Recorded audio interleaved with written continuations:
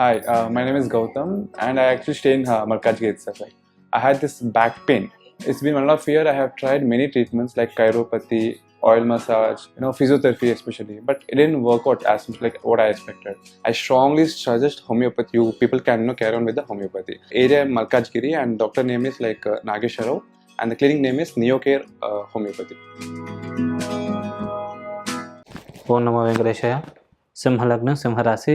ఈ యొక్క సింహలగ్నానికి లగ్నాధిపతి అయిన సూర్యభగవానుడు 9వ ఇంట్లో ఉండడం వల్ల భాగ్యాభివృద్ధి, నిలవధనం పెంపొందడం, దైవికమైన బలం, శక్తి పెంపొందడం, ఈ యొక్క పితృవర్గీయుల యొక్క ఆశీర్వాదాలు పరిపూర్ణంగా లభించి ఏదైతే అనుకున్నారో ఆ పనులన్నీ కూడా వారి యొక్క ఆశీర్వాదం వల్ల అవన్నీ నెరవేరే అవకాశం ఉంది. మాట తీరు మెరుగుపడుతుంది.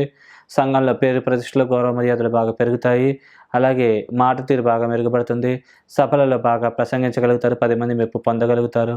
అలాగే పూర్వీకులకు సంబంధించిన ఆస్తి సంబంధమైన వ్యవహారాలు ఉంటే కనుక అవి సెటిల్ అయ్యి చేతికి కొద్దిగా ధనం లభించే అవకాశం ఉంది. కాబట్టి ఈ సమయాన్ని ఉపయోగించుకుంటే ఈ పరిణామాలు ఎక్కువగా జరిగే అవకాశం ఉంది. మరియు సూర్యారాధన కూడా విశేషంగా చేసినట్లయితే ఈ యొక్క పరిణామాలు ఇంకా కూడా పెంపొందే అవకాశాలు పరిపూర్ణంగా ఉన్నాయి. అలాగే ధన మరియు లాభాధిపతి అయిన బుధ భగవానుడు ఈ లగ్నానికి పాపి కాబట్టి కొద్దిగా వ్యతిరేకమైన అశుభకరమైన ఫలితాలు ఇచ్చే అవకాశం ఉంది.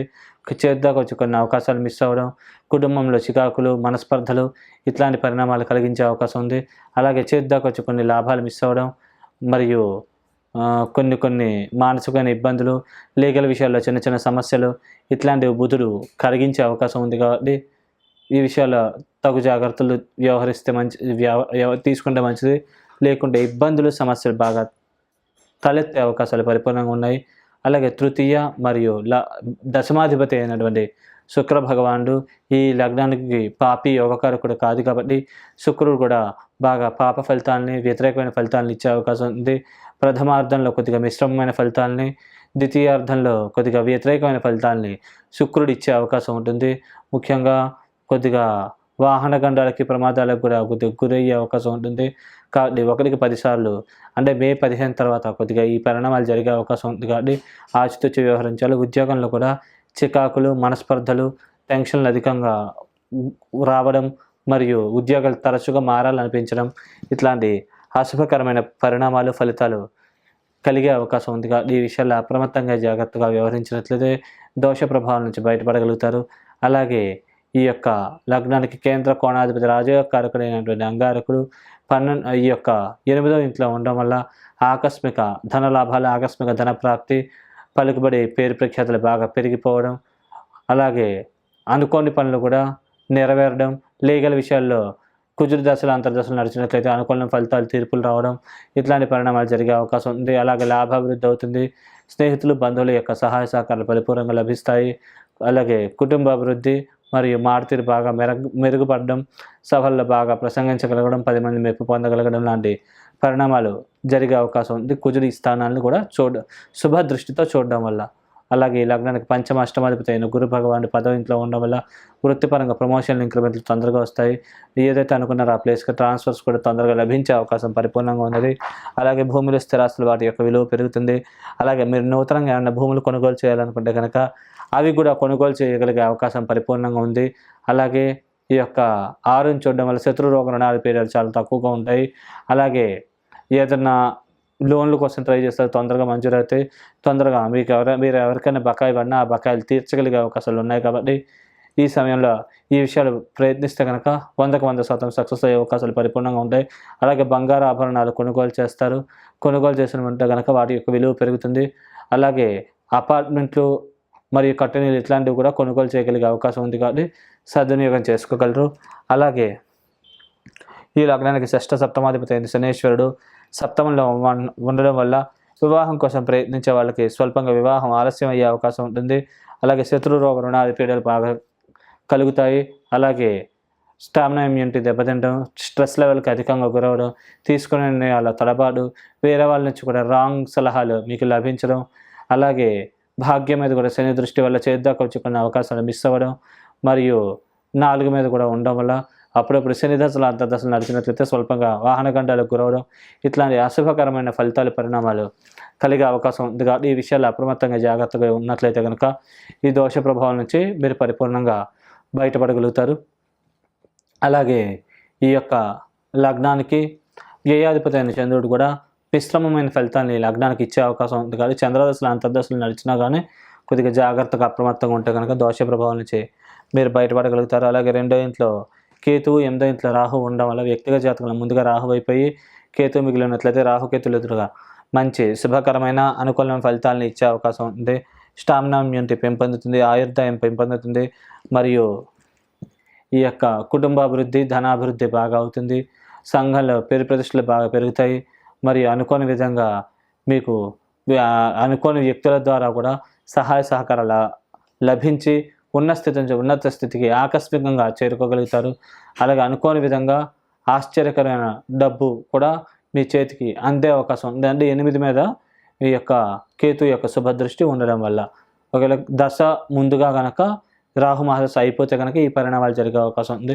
ఒకవేళ ముందుగా కేతు అయిపోయి రాహు మిగిలినట్లయితే కనుక ఈ పరిణామాలు కొద్దిగా వ్యతిరేకంగా జరిగే అవకాశం ఉంది. కాబట్టి ఈ విషయాల్లో అప్రమత్తంగా జాగ్రత్తగా వ్యవహరించగలరు.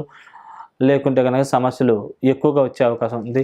దైవికమైన శక్తి పెంపొందించుకుని ఈ యొక్క దోష ప్రభావం నుంచి బయటపడాలనుకుంటే కనుక విశేషంగా నరసింహస్వామి ఆరాధన చేసుకోవడం మంచిది. అలాగే ఉగ్రం వీరం మహావిష్ణుం జ్వలంతం సర్వతోముఖం నృసింహం భీషణం భద్రం మృత్యుర్నమామ్యహం ఈ మంత్రాన్ని రోజు కూడా ఒక 11 సార్లు జపించుకుని బయటకు వెళ్ళినట్లయితే కనుక మీకు అన్ని పరాలుగా కూడా విజయం చేకూరి అనుకున్న పనులన్నీ కూడా పరిపూర్ణంగా సక్సెస్ అయ్యే అవకాశం ఉంది. అలాగే నల్ల నువ్వులు మరియు మినపపిండి, బెల్లం 3 కలిపి శనివారం కూడా పశ్చాత్తాప భావంతో, అంటే నేను తెలిసి తెలవకుండా ఏదో తప్పులు పాపాలు చేసుంటాను, నా కర్మకి నేనే బాధ్యుననే ఒక పశ్చాత్తాప భావంతో నా కర్మ నుంచి నేను విముక్తి పొందే మార్గాన్ని సూచించనని ఆ గ్రహాలని ప్రార్థిస్తూ ఈ యొక్క నల్ల నువ్వులు, మినపపిండి, బెల్లం 3 కలిపి ఆవుకి గనక ప్రేమపూర్వకమైన భావనతో తినిపించినట్లయితే కనుక మీకు అన్ని పరలుగా శుభ పరిణామాలు చేకూరి అన్ని పరలుగా మంచి జరిగే అవకాశం ఉంది. మీరు అనుకున్న పనులన్నీ కూడా సకాలంలో నెరవేరుతాయి. శుభం. Hi, my name is Gautam, and I actually stay in Markazgate itself. Like, I had this back pain. It's been one of year. I have tried many treatments like chiropathy, oil massage, physiotherapy especially, but it didn't work out as much like what I expected. I strongly suggest homeopathy. You people can carry on with the homeopathy. Area Malkajgiri, and doctor name is like Nagesha Rao, and the clinic name is Neocare Homeopathy. ఓం నమో వెంకటేశాయ. కన్యా లగ్నం, కన్యా రాశి. ఈ యొక్క కన్యా లగ్నానికి లగ్న తత్సమాధిపతి అయిన బుధ భగవానుడు ప్రథమార్థంలో అనుకూలమైన ఫలితాలు, శుభకరమైన పరిణామాలు కలుగజేసే అవకాశం ఉంది. కోర్టు మరియు న్యాయ సంబంధమైన విషయాల అనుకూలమైన ఫలితాలు, తీర్పులు ఇచ్చే అవకాశం ఉంటుంది.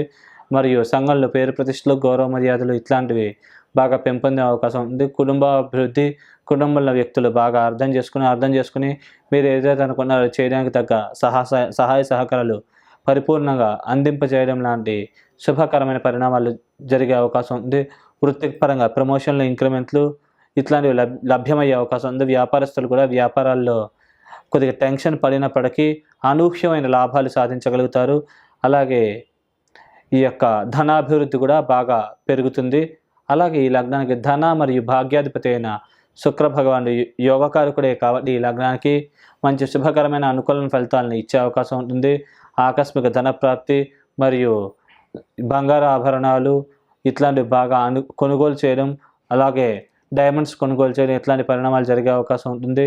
అలాగే తండ్రి వర్గీయుల సహాయ సహకారాలు బాగా లభిస్తాయి.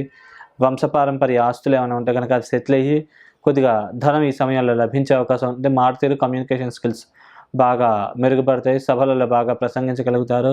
మీ ప్రసంగాలతో 10 మందిని మెప్పించగలుగుతారు. అలాగే సినిమా కళాకారులు కూడా వాటిలో రాణింపు, గుర్తింపు అధికంగా ఉండే అవకాశం ఉంటుంది. అలాగే ప్రతిభకు తగ్గ గుర్తింపు ఉంటుంది. అలాగే పురస్కారాలు కూడా లభించే అవకాశాలు పరిపూర్ణంగా ఉన్నాయి. కాబట్టి ఈ సమయాన్ని మీరు బాగా ఉపయోగించుకుంటే అన్ని పరాలకు కూడా యోగించి లాభించి పరిపూర్ణమైన శుభ ఫలితాలే దక్కే అవకాశం మీకుంది. అలాగే తృతీయ మరియు అష్టమాధిపతి అయినటువంటి అంగారకుడు 7వ ఇంట్లో ఉండడం వల్ల వివాహ ప్రయత్నాలు చేసే వాళ్ళకి వివాహం పరంగా స్వల్పమైన ఆలస్యం, జాప్యం జరిగే అవకాశం ఉంది. కోపతాపాలకు అధికంగా గురయ్యే అవకాశం ఉంటుంది.